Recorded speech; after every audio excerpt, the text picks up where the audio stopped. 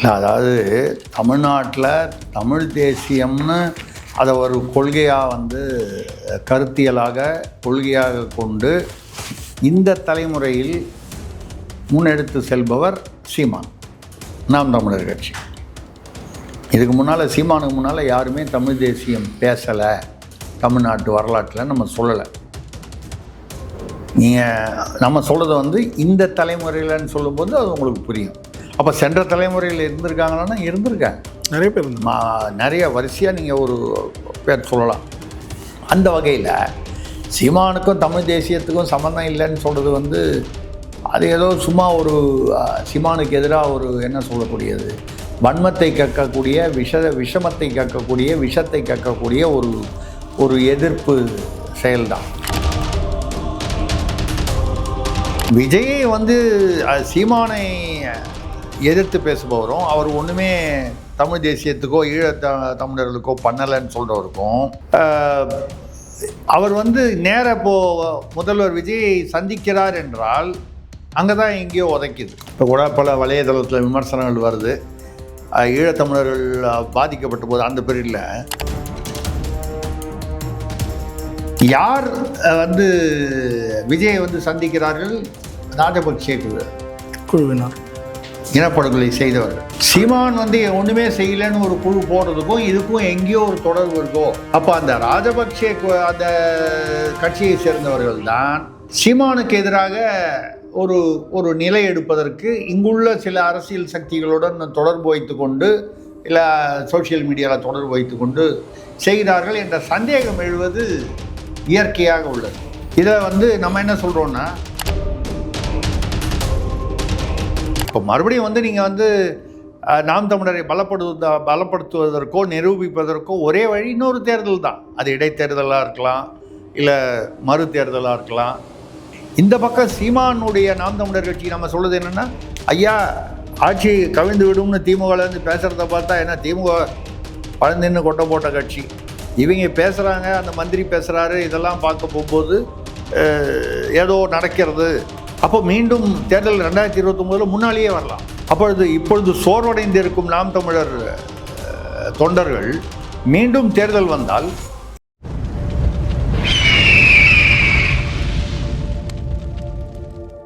அரசியல் கருத நேயர்களுக்கு வணக்கம். இன்று நம்மோது இணையும் சிறப்பு மூத்த பத்திரிகையாளர் திரிசக்தி அவர். வணக்கம் சார். வணக்கம் சரண், சொல்லுங்கள்.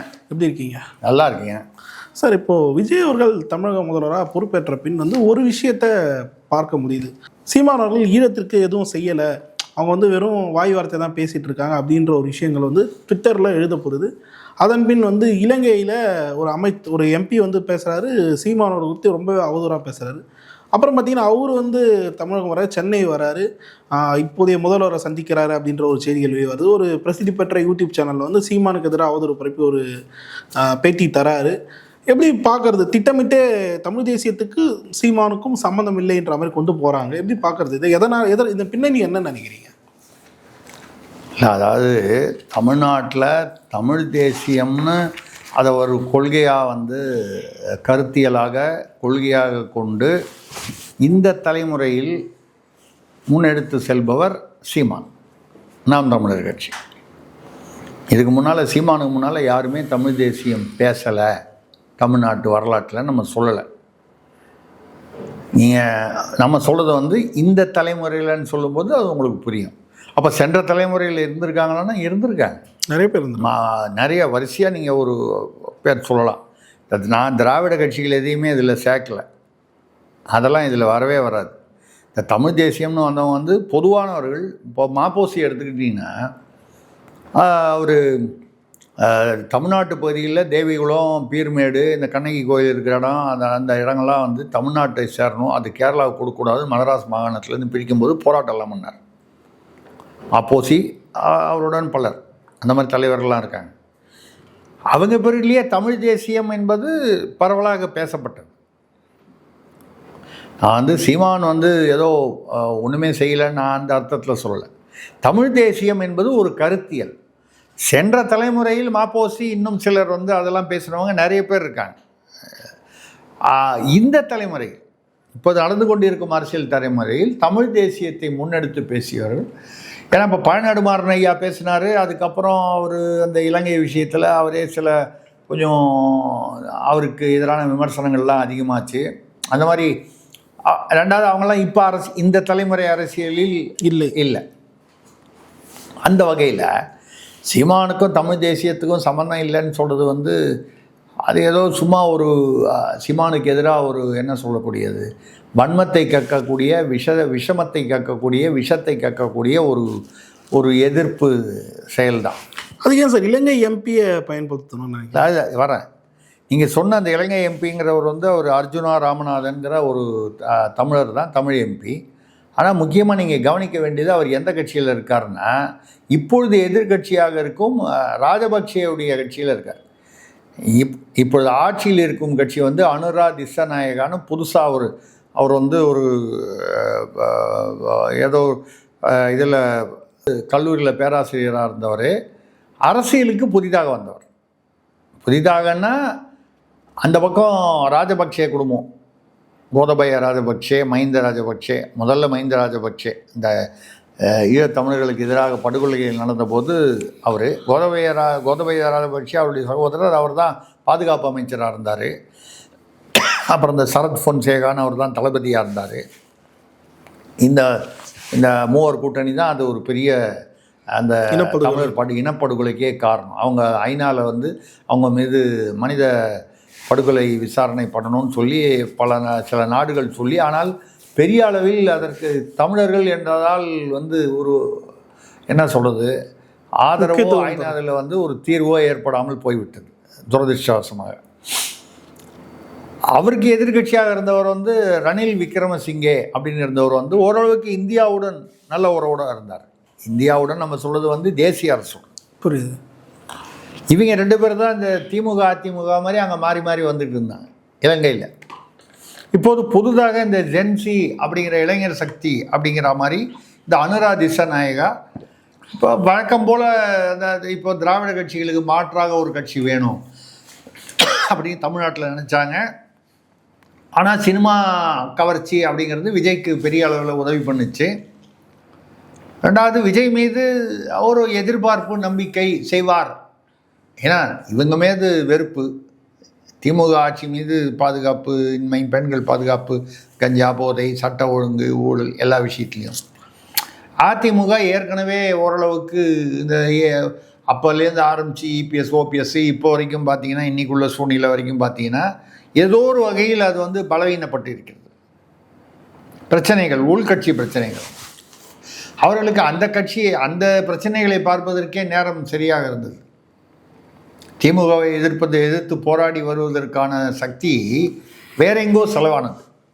அந்த மாதிரி ஒரு சூழ்நிலையில் பார்க்க போனீங்கன்னா ஒரு மாற்று சக்தி உருவாகணும் போது அது சீமானாகவும் இருக்கலாம் அப்படின்னு பல பேர் நம்ம உட்பட எதிர்பார்க்கும் பொழுது மக்கள் வந்து அந்த திரைப்பட அந்த ஈர்ப்பை வைத்துக்கொண்டு விஜய்க்கு போட்ட நம்ம வாழ்த்துக்கள் தெரிவித்திருக்கோம். நம்ம அதை பற்றி ஒன்றும் இல்லை, திரைப்படத்தினால வந்ததுனால அது தப்புன்னு சொல்லலை. ஆனால் அதே சமயத்தில் என்னன்னா இப்போ இந்த அர்ஜுனா ராமநாதன் அவர் யாருடைய கட்சி?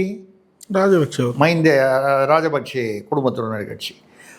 அந்த புதிய ஆட்சி ரணில் விக்ரமசிங்கே வந்தபோதும் சரி, அதுக்கப்புறம் அனுரா திசாநாயகா பின்னால் சமீபத்தில் வந்தபோதும் சரி, ராஜபக்சே குடும்பத்தினரை அவருடைய மாளிகையிலிருந்து விரட்டி அடிக்கப்பட்டார்கள். அவர்கள் இந்த மக்கள் எதிர்ப்பலை வெறுப்பலையாக வந்ததுன்னா என்ன ஆகுங்கிறதுக்கு எவ்வளவோ சர்வதேச உதாரணங்களில் இதுவும் ஒரு உதாரணம். நிச்சயமாக விரட்டி அடிக்கப்பட்டார்கள். ஒரு காலத்தில் வந்து தவிர்க்க முடியாத ஒரு பெரிய ஆதிக்க சக்தியாக இருந்தவர்கள், அராஜக சக்தியாக இருந்த ராஜபக்சே குடும்பத்தினர் விரட்டி அடிக்கப்பட்டார்கள். துண்டகானும் துணியகானுன்னு வெளிநாட்டுக்கு தப்பிச்சு ஓடினாங்க உயிருக்கு பயந்து. அதுக்கப்புறம் ரணில் விக்ரமசிங்கே வந்தார். அவர் ஒரு மாற்று சக்தியாக ஓரளவுக்கு என்ன சொல்கிறது, இந்த தமிழர்களுடன் ஓரளவு அனுசரித்து போகக்கூடியவராக அறியப்பட்டார். ஏன்னா அவரும் வந்து கொஞ்சம் சப்போர்ட் பண்ணார். அதாவது தமிழர்களுக்கு பாதிக்கப்பட்ட இலங்கை தமிழர்களுக்கு, ஈழத்தமிழர்களுக்கு மறுவாழ்வு அந்த மாதிரி ஒரு லைனில் எடுத்தார். அது கொஞ்சம் ஆறுதலாக இருந்தது. ஆனால் அவருமே வந்து ஒரு கட்டத்தில் வந்து இவங்க பேரில் என்னெல்லாம் ஊழல் இதெல்லாம் வரும்போது அவர் பேரிலும் சில ஊழல் குற்றச்சாட்டுகள் வந்தன. இதை தாண்டி புது கட்சியான அனுரா திசாநாயகா அவருடைய கட்சி வந்தது, ரைட்டு. இப்போ அதை விட்டுருவோம். அவரே வந்து அனுரா திசாநாயகா அவர்கள் தமிழ்நாடு முதல்வர் விஜய் அவர்களுக்கு வாழ்த்து தெரிவித்ததுடன் இலங்கை வருமாறு அழைத்திருக்கிறார்.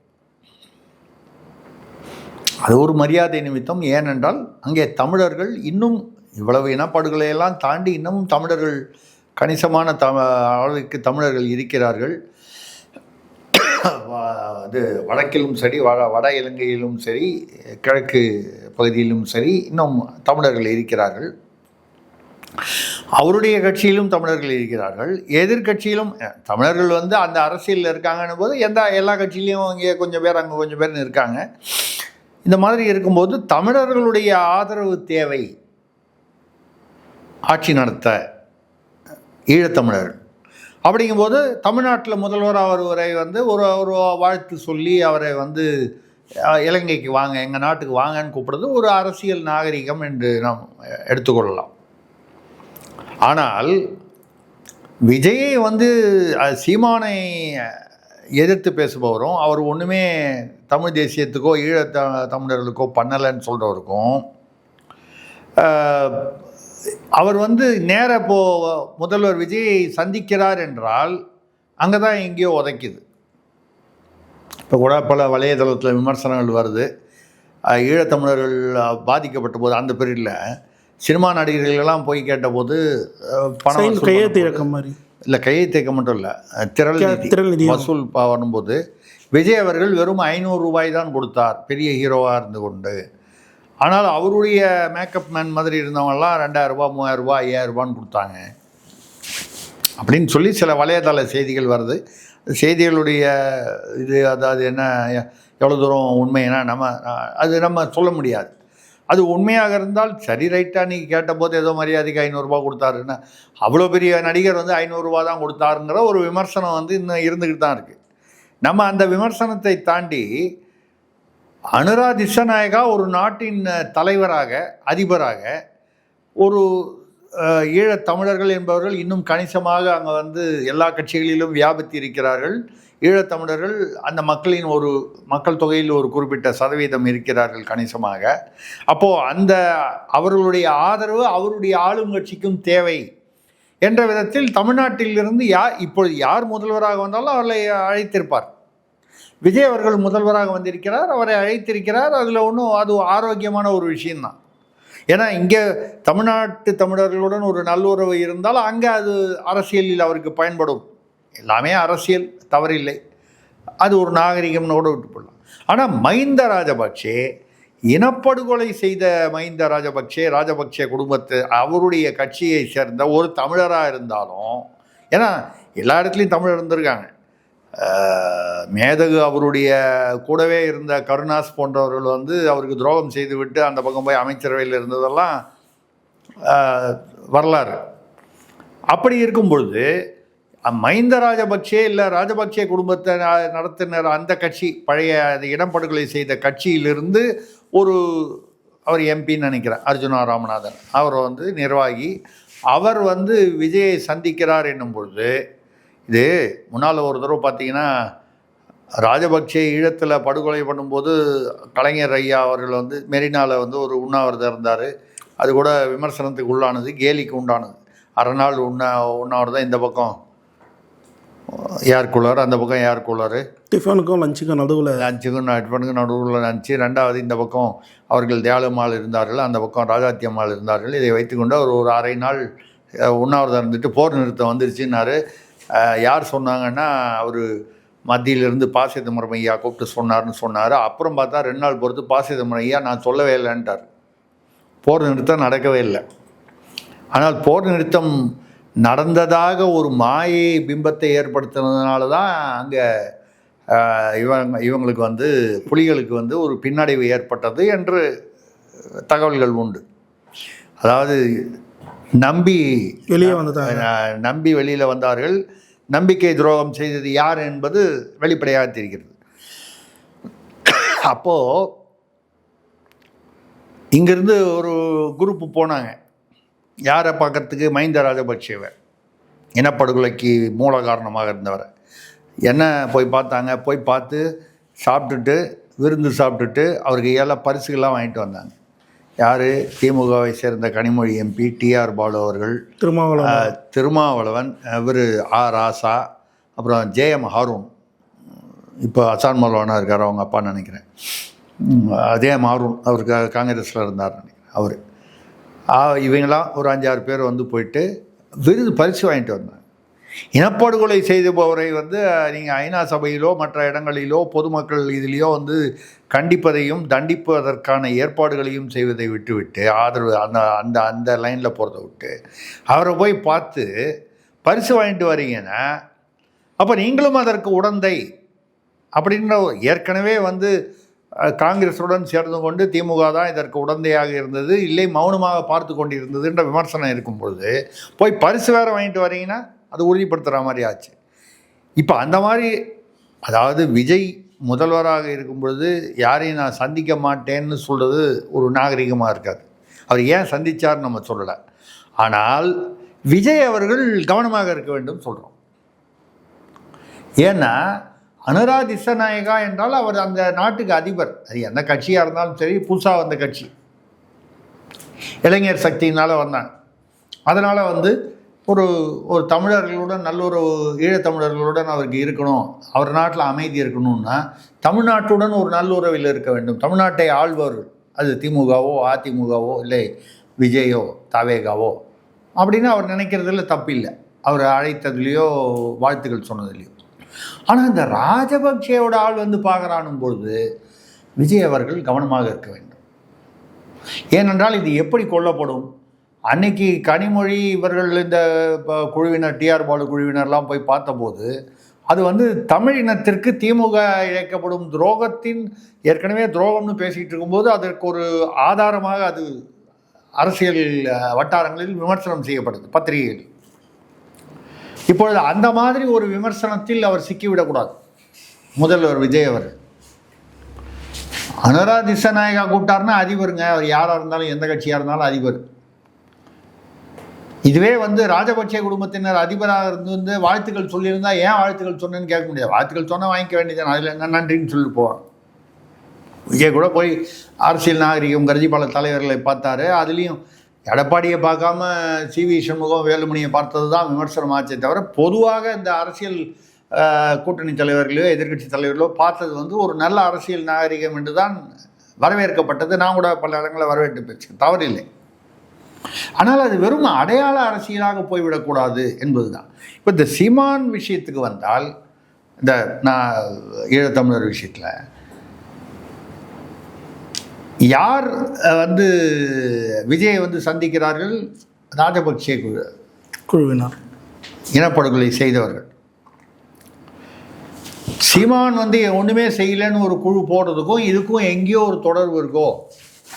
அப்போ அந்த ராஜபக்சே அந்த கட்சியை சேர்ந்தவர்கள் தான் சீமானுக்கு எதிராக ஒரு நிலை எடுப்பதற்கு இங்குள்ள சில அரசியல் சக்திகளுடன் தொடர்பு வைத்து கொண்டு, இல்லை சோஷியல் மீடியாவில் தொடர்பு வைத்து கொண்டு செய்கிறார்கள் என்ற சந்தேகம் எழுவது இயற்கையாக உள்ளது.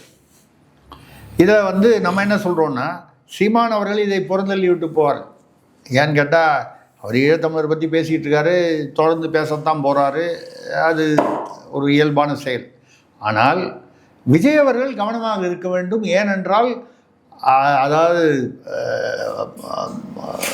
ஏதோ சொல்லுவாங்க, அவர் நீங்கள் வரும்போது வீட்டில் வந்து ஒரு கழுவோ இல்லை ஒரு ஓனாயோ வந்து பூது அப்படின்னு சொன்னால் நம்ம தான் வந்து கவனமாக இருக்க வேண்டும்.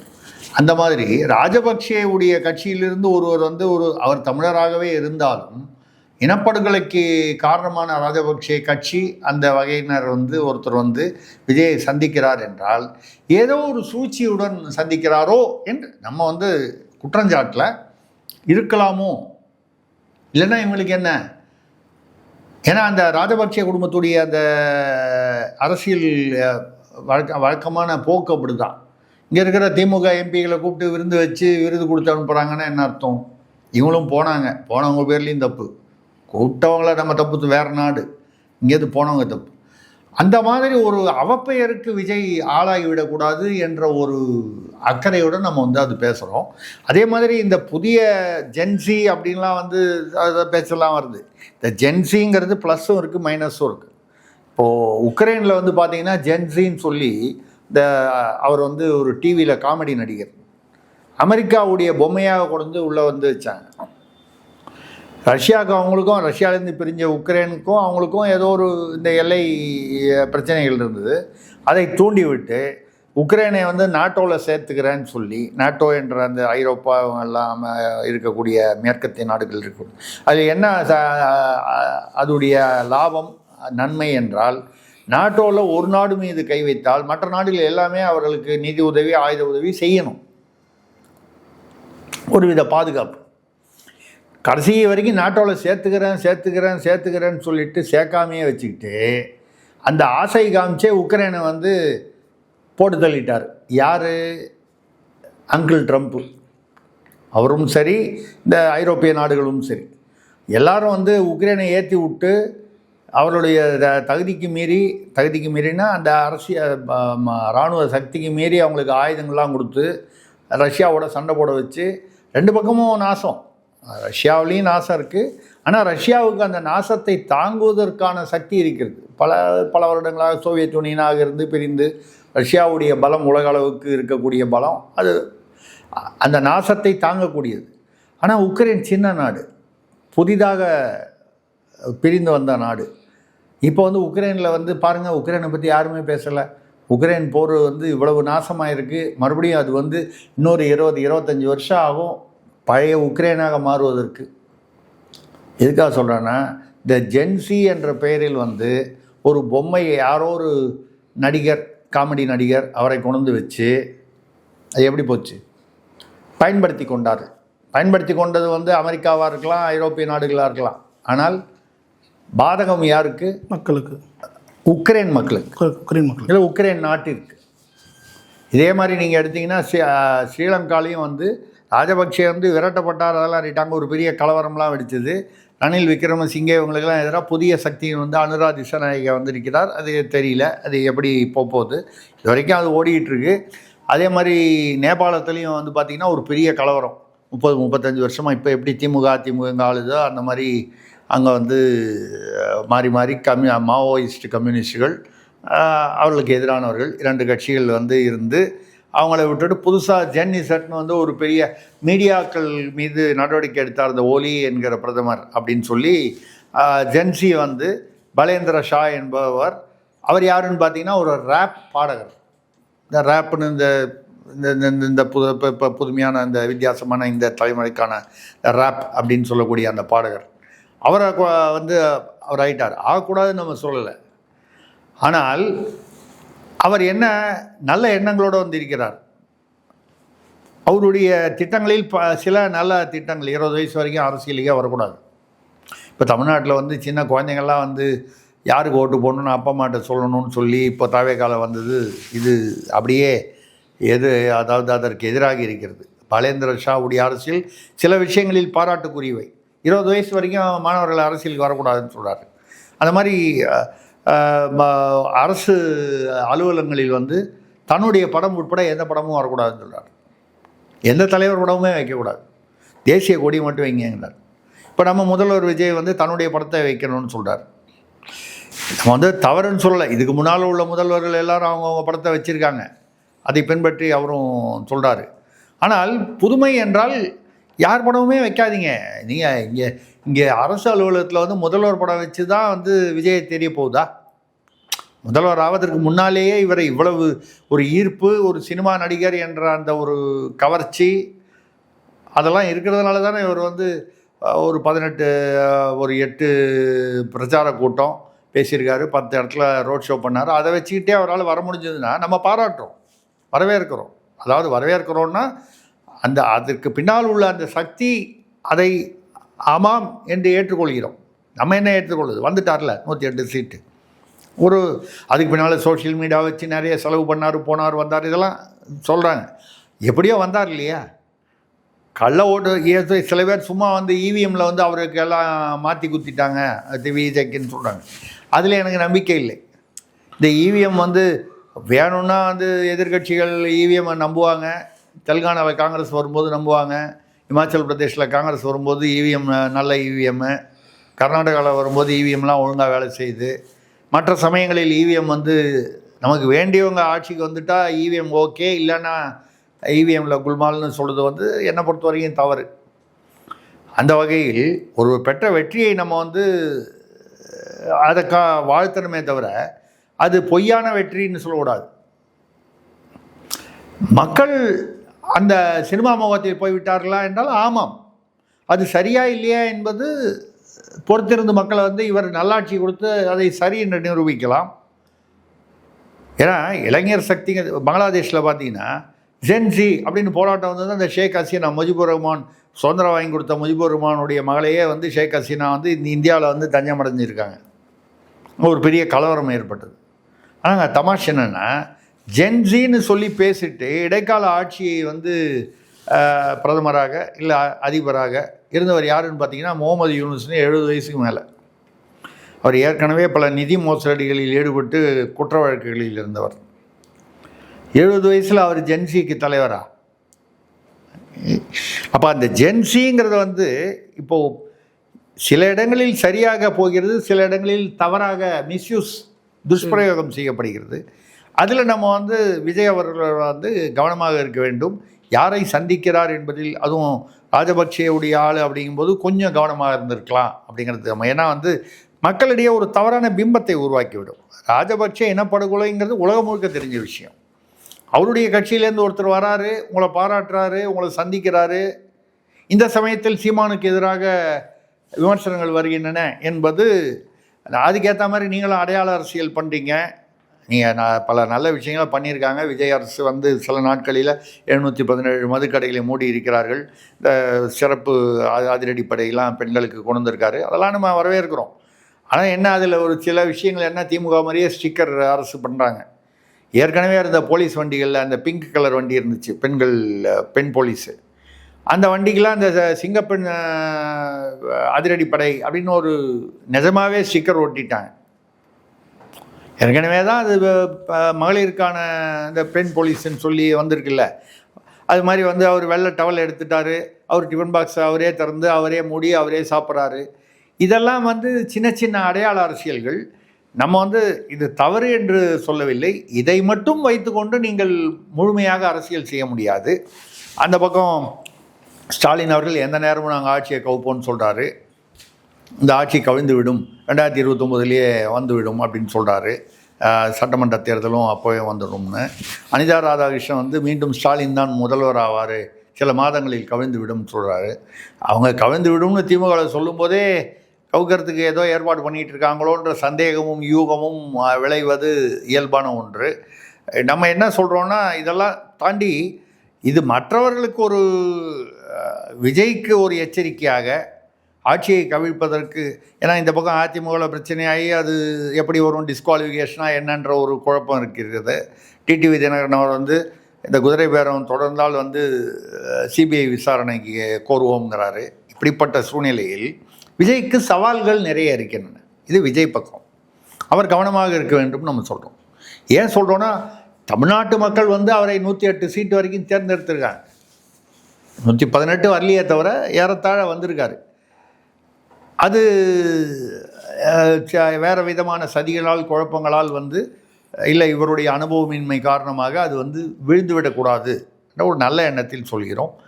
இந்த பக்கம் சீமானுடைய நாம் தமிழர் கட்சி நம்ம சொல்கிறது என்னென்னா, ஐயா ஆட்சி கவிழ்ந்து விடும்னு திமுகலேருந்து பேசுகிறத பார்த்தா, ஏன்னா திமுக பழந்தின்னு கொட்டை போட்ட கட்சி, இவங்க பேசுகிறாங்க, அந்த மந்திரி பேசுகிறாரு, இதெல்லாம் பார்க்க போகும்போது ஏதோ நடக்கிறது.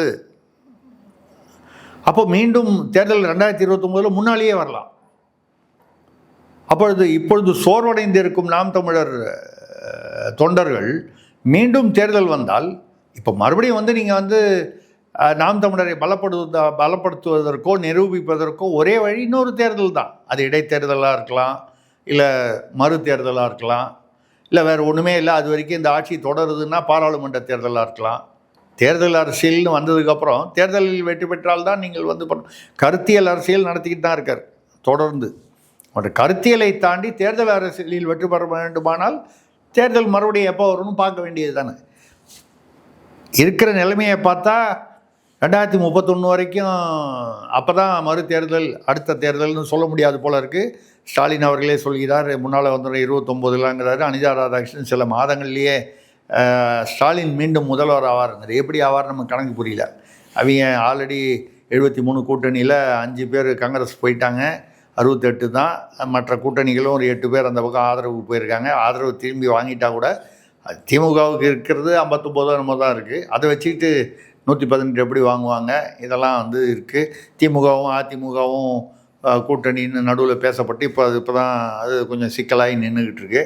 இந்த மாதிரி சூழ்நிலையில் நாம் வந்து என்ன சொல்கிறோன்னா, விஜய் அவர்கள் எப்படி ஒரு பக்கம் கவனமாக இருக்கணும், ஆட்சியை காப்பாற்றி கொள்ள வேண்டும். வந்திருக்காரு, அவருக்கு ஒரு அவகாசம் கொடுக்கணும், 6 மாதமோ 1 வருஷமோ. அந்த அவகாசத்தில் அவர் என்ன செய்கிறார் என்று பார்த்து, ஆட்சி சரியில்லை என்றால் மக்கள் முடிவெடுக்கலாம். அதே சமயம் சீமான் அவர்கள், சீமானா நாம் தமிழர் கட்சியை சேர்ந்தவர்கள், ஏதோ எல்லாமே போய்விட்டது, நாங்கள் அதான் சொல்கிறது. பாஜக வந்து திமுக 1949 கட்சி ஆரம்பித்து 67 தானே ஆட்சிக்கு வந்தாங்க. பாஜக கட்சியாக, தனி கட்சியாக வந்து முதல்ல பாராளுமன்றத்தில் 2 சீட்டு தான் வாங்கினாங்க. அதுக்கப்புறம் இன்றைக்கி எங்கே இருக்காங்க? ஏன் மனம் தளர வேண்டிய அவசியம் இல்லை. தொடர்ந்து உழைத்தால் நிச்சயமாக வெற்றியை ஈட்டலாம். அது எப்போன்னு யாரும் கணிப்பது வேணால் கடினமாக இருக்கலாமே தவிர வெற்றி நிச்சயம் என்பது தான் நம்ம சொல்கிறோம். பல்லர் கேள்வி தெளிவாக. நன்றி, வணக்கம்.